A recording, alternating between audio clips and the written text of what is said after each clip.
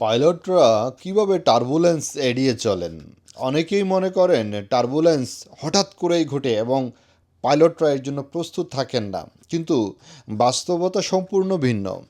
প্রতিটি ফ্লাইটের আগেই পাইলটরা আবহাওয়ার বিস্তারিত তথ্য, স্যাটেলাইট ডেটা এবং অন্যান্য বিমানের পাঠানো তথ্য বিশ্লেষণ করেন।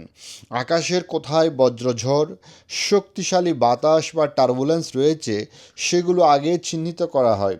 এরপর সম্ভব হলে সে এলাকা এড়িয়ে বিকল্প পথ বেছে নেওয়া হয়। তবে সব ধরনের টার্বুলেন্স আগে থেকে শনাক্ত করা সম্ভব হয় না, তাই যাত্রীদের সব সময় সিট বেল্ট বেঁধে রাখার পরামর্শ দেওয়া হয়। মনে রাখবেন, আকাশে আপনার নিরাপত্তার জন্য পাইলট, কেবিন ক্রু এবং আধুনিক প্রযুক্তি সবসময় কাজ করে যাচ্ছে। এমন আরও তথ্য পেতে ফলো করুন ফ্লাই চট্টগ্রাম।